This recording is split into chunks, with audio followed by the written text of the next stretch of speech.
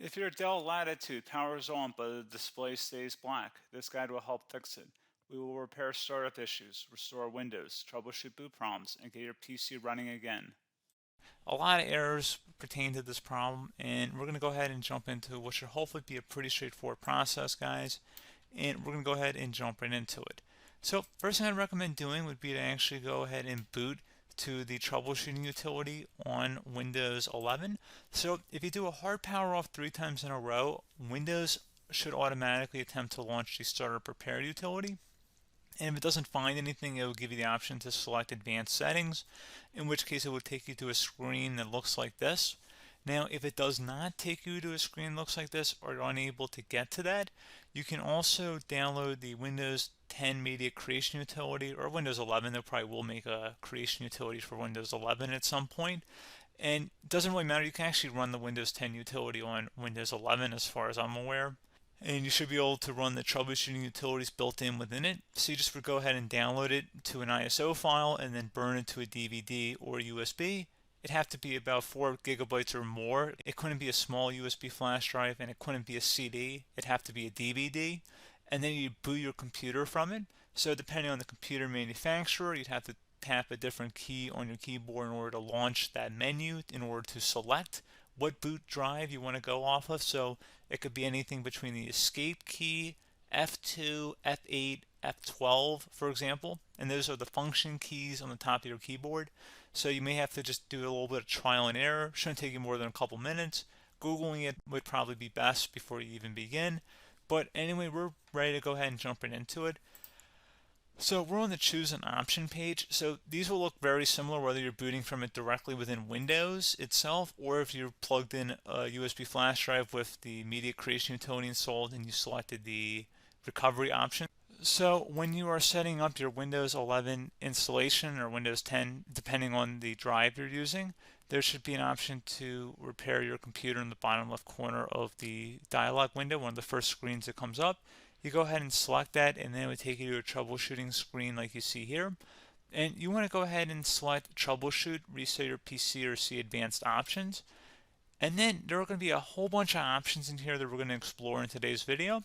The first one, we're going to actually go underneath advanced options and then select startup repair, fix problems that keep Windows from loading. So go ahead and select that first.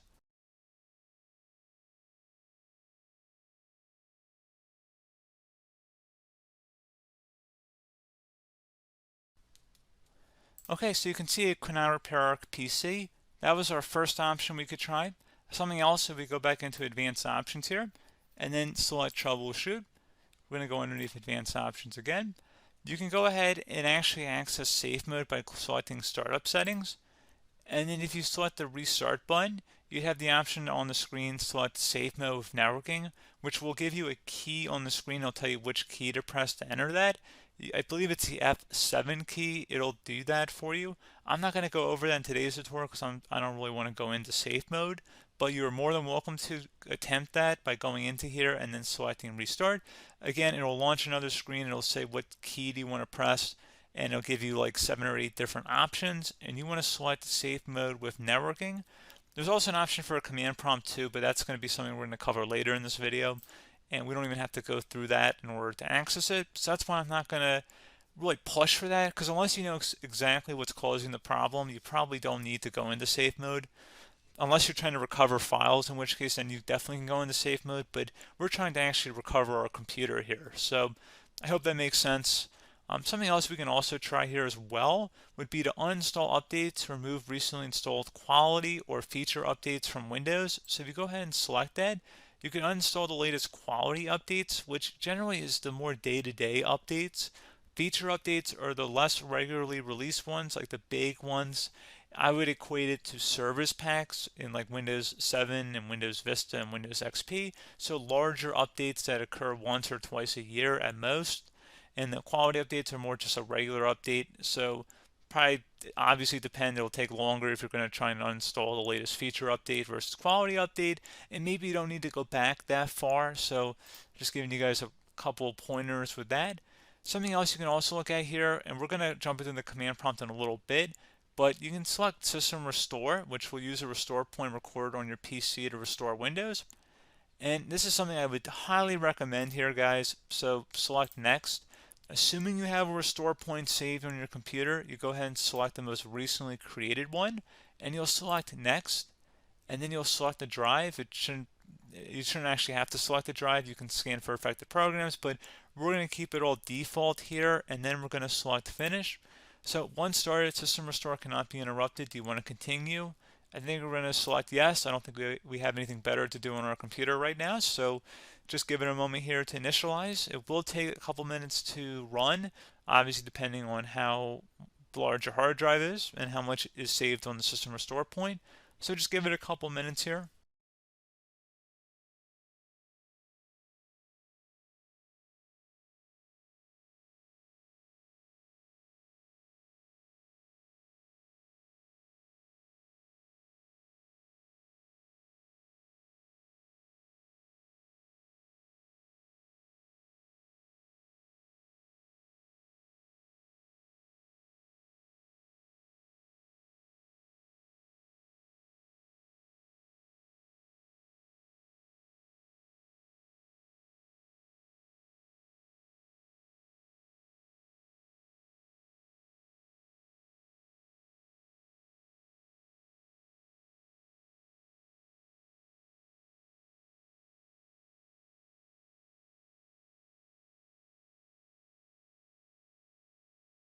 Okay, so you can see the system has been restored successfully. We're going to go over a couple different methods addition to that if that did not work. So I'm just going to pause the video and we're going to start back on the recovery screen that we started with. Okay, so a couple other things we can try here too. If you go back into troubleshoot, you can select reset your PC, while you choose to keep or remove your personal files and then reinstalls Windows. You can select to keep my files, which will remove apps and settings but keeps your personal files. You can also select remove everything, which will remove all of your personal files, apps, and settings. So this is more of a factory reset, the second option here. First option, it should not delete all of your personal files. However, it will pretty much clear most of your programs. And keep in mind, there's no guarantee that your information, number one, is even still available and easily recoverable on your computer to the point that you actually would be able to recover anything. And the second point is that there's always a chance that it won't actually recover and it will just do a factory reset anyway. So there's no guarantee that actually would keep your files anyway. So I would recommend trying to get a recovery tool and backing that up first before selecting it anyway. But again, those are a couple different options. And then something else you can try here if you go back to the choose an option. Another option, if you go underneath choose an option and select troubleshoot, advanced options, and now select where it says command prompt. Okay, so the first thing we should do is type our main hard drive here. In most cases, it should be the C drive. So you just do a C colon and then hit enter on your keyboard. So once you're underneath the C drive, we're going to type in dir and then hit enter on your keyboard. It should have program files, users, and Windows all in there. That's how you know you're in the right directory.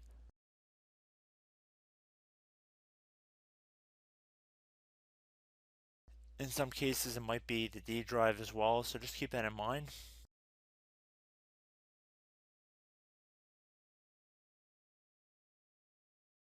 Next thing we're going to do is type in cd space / Windows / system 32 / config,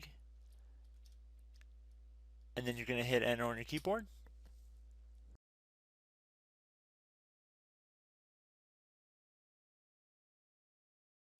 So now you're going to type md space backup. If you've seen other tutorials, it might also say to put down md backup. That's because the backup name is pretty common when you want to back something up. So you can name this whatever you want, doesn't have to be backup. So if you've already made a backup folder in the past, you could do backup 1, for example. So once you're done setting the name you want the backup to be called, hit enter on your keyboard again.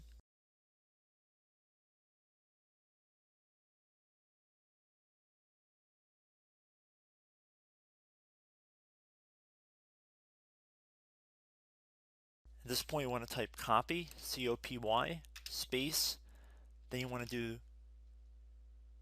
the star symbol above the 8 key, then do a period or a dot, whatever you want to call it.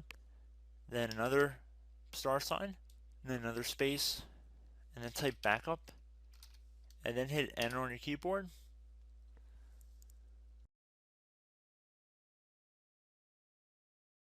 Now you want to type cd reg back, REGBACK,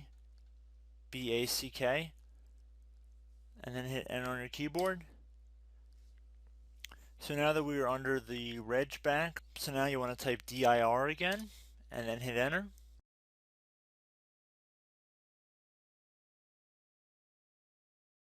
So now at this point we're going to type copy again. So copy, space, star sign, dot, another star sign, space, and then 2 dots.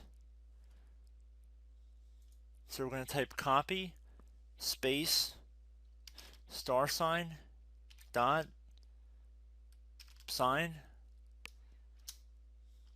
star sign, dot, dot, and then hit enter on your keyboard again. So for overwrite, you want to overwrite all. So type A on your keyboard, so capital A, and then hit enter on your keyboard.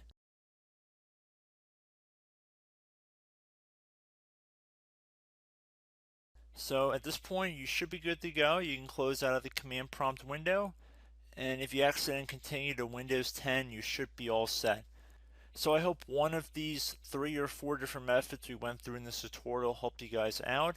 Again, I'm not sure if you guys heard me earlier, but try to go back into your safe mode if possible and uninstall any programs you know might be conflicting with the Windows startup if you can get into safe mode.